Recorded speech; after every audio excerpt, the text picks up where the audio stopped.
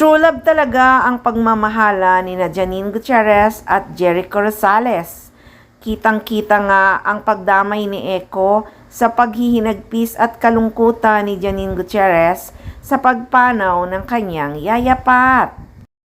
Yakap lang at paghimas ni Eco sa likod ni Janine ay talaga namang nakakakilig na, damang-damang pagmamahal ng aktor sa aktres. Ngayong namayapa na nga si Yaya Pat, may plano na nga kayang magpakasal at bumuo ng pamilya sina Jericho Rosales at Janine Gutierrez. May hinala ngayon ang mga nagmamahal sa Econin na ngayong wala na nga ang pangalawang ina ni Janine Gutierrez ay si Eco na ang mag-aalaga kay Janine. Nako, siguradong sa sobrang pagmamahal ni Yaya Pat kay Janine, binili na niya kay Eco, ang aktres. Sure yan kasi nakita na nga ni Yaya Pat kung gaano ka-caring at loving si Eco kay Janine.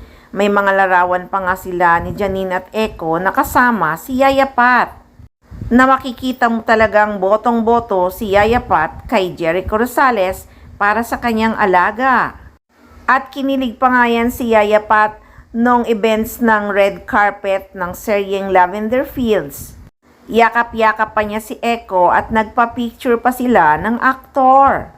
Mararamdaman mo talaga na botong-boto nga si Yaya Pat kay Eco. Ibig sabihin na sa mabuting kamay na nga ang kanyang alagang si Janine Gutierrez.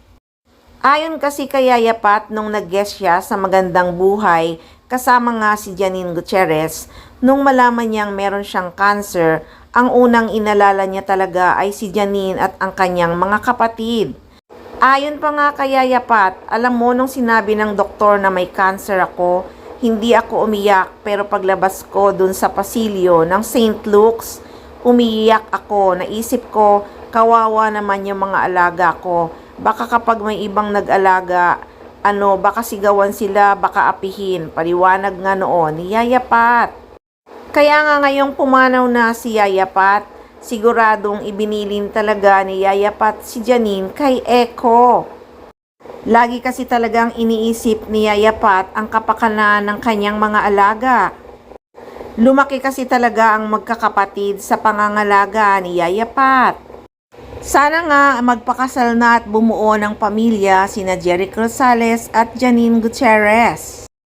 Mukhang si Yaya Pat pa nga ang gusto ni Janine na maging yaya ng kanyang magiging anak. Sabi kasi ni Janine sa burol ng kanyang yaya, wala pa kaming mga anak, paano yan, wala na si Yaya.